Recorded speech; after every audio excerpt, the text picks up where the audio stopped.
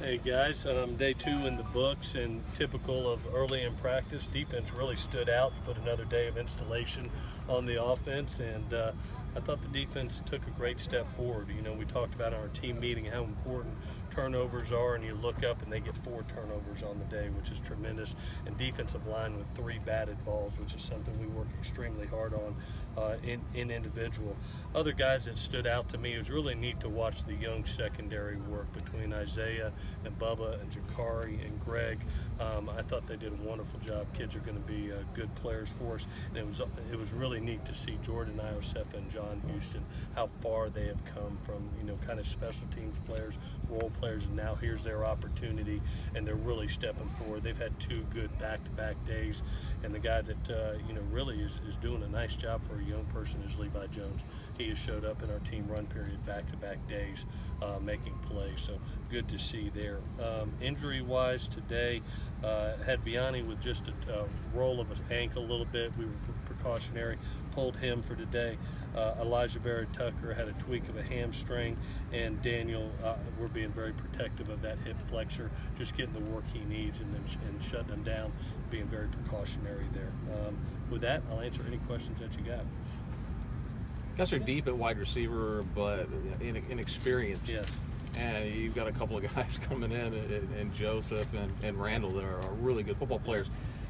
Can these guys play this year for you guys? Yeah, I think T is really excited about them right off the bat, and they've shown back-to-back days there's no fear in them, and I credit them. They've really been their playbook. You don't see a lot of assignment bus out there by them right now. Obviously, they have really natural ball-catching skill and route-running ability. Really impressive by Randall, you know, having to play half wide-out, half quarterback last year in high school, and then Joseph is just, you know, he does not look like a freshman physically right now. His body type, he kind of looks like how Juju came in, that physical nature. So very impressed by them. You know, I'm hoping that's a strength in numbers group. I hope we can produce a solid 2 deep that just runs in waves and can keep each other fresh. And if we're going to do that, hopefully we look up and look like a basketball team on grass. That would be nice. Matt Bormeister's girlfriend released a statement last night where she was critical of the process for Matt. He was removed from the team. How familiar were you of the process, and how do you feel as if everything was? Yeah, obviously a university matter right now, not a football matter. I'll have to refer you to that. They've already released a statement, as you know. Obviously there's privacy issues involved, so I got to leave it at that, and I hope you respect it. Thank you.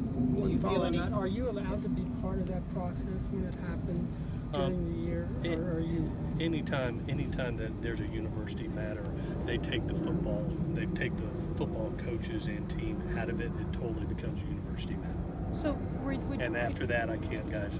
I'm sorry, but being respectful, I gotta hold the privacy issues. So if you got football questions, that's great. I have to ask if you can be a character witness for any player that goes into a Title IX interview. Again, there's a football issue. I mean, university matter, not a football issue, and I can't dive into any part of it, just out of respect. Clay, can you talk a little bit about Brown and place kicking?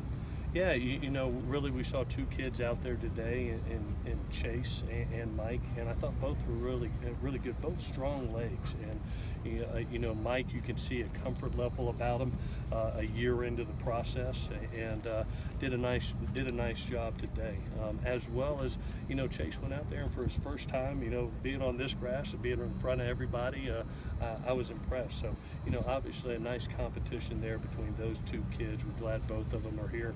Thank goodness we got 27 practices to kind of figure it out to see who's the most consistent. How do you get a kid ready for the big games, Stanford and Texas, and they have no experience? Yeah, you try to put them in some pressure situations. You remember spring, how, you know, we sat down there with Mike down there and said, hey, if you make this, practice is over. If not, we got 4 more periods. And, you know, everybody's around you and they're cheering you on. So you try to put them in some of those situations that obviously, you know, put a little pressure on them where the team was involved.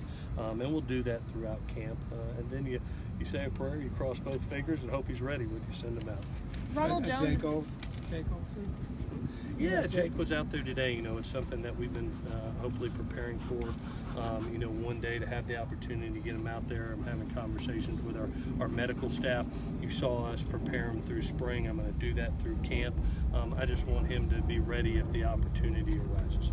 Ronald Jones is the leader in that running backs room now. What has he brought to camp this year, and what do you kind of expect out of him? Yeah, Lindsay, you know, I love what I saw at the end of the year. I saw it in spring. It's him being a complete back and every down back, and really have been impressed with him through the spring and the fall of, you know, we've always known him as a runner. Now he's catching the ball out of the backfield. Pass protection. You see the weight he's added on. He came into camp at 207 pounds, you know, so he's added 10 pounds of muscle on. So he's forming himself into that every down back, and that's what you want when you have an opportunity to be in that role. First couple of years, he's been getting 10, 13 carries. Now he's added the way. Is he a guy you can take on more? Yeah, you know, when he was growing up, you had a guy named Justin Davis who was here too. That was pretty good, you know. And now it's his turn. He's the older brother, and he's got some guys that are pushing him too. You know, I've been impressed with Dominic. Obviously, you look up and you have Vi coming on board after a redshirt year, and then Stephen Carr, who's really put on a show out here in our team run. So he's got a great opportunity to be pushed from behind. We got to find that second and third guy, you know, going into that first game. But the good thing is the strength in numbers at that position, and it's quality. That's what you want. What was your reaction when you saw you had the dreads back? He told me dreads make him faster. I said I like it. But I wish I had some. But I'm glad to see. Rojo is a special spirit and a special person. So it makes him feel good. I'm all for it. As a head coach, do you have an ideology about like a feature back, like a guy that you would run 20, 25 times? Yeah, you know, obviously in this balanced offense that we have, and we talked about in our team meeting, how the run sets up the pass. You know, we have to be a bunch that hopefully we do like last year. We averaged 200.7 yards rushing a game last year. And that balance helps create one high coverage and throws down the field. A perfect game for me is 80 snaps with 40 runs and 40 passes and keeping the defense off balance. So obviously you're going to need a guy that hopefully can do 25 touches in a game, and then have one or two other guys that can carry that rest of that load. And then you have some guys that are special coming out of the backfield. You've seen Dominic Davis for us motion out, do some things. You see Bellis Jones in this camp do some of that. So obviously we try to be creative. That is the fifth receiver on this team, and that position has created explosive plays for us. Kind of seemed like an anomaly of a day for Sam with the 3 interceptions. Yeah. It's good for him. It's good for him. Obviously, if you want to get it done, obviously you want it to happen now, and to learn from that. And again, you know, there's going to be some growing pains as we go through this camp. You have new wide receivers. You're learning their timing. I don't get over emotional about it. That's in the world in practice too. I think it's a great learning example for him to be able to really dive in and get a great chemistry with these kids. And like I told him, the one thing that he has is his sense of timing and letting the ball go. You never want to handcuff that guy. He's got great anticipatory skills. If he sees it and believes in it, let it go. Make a full speed decision, and we'll live with the results. I trust him to do the job. Do you think since he's not in a quarterback competition, he feels he can make throws like that?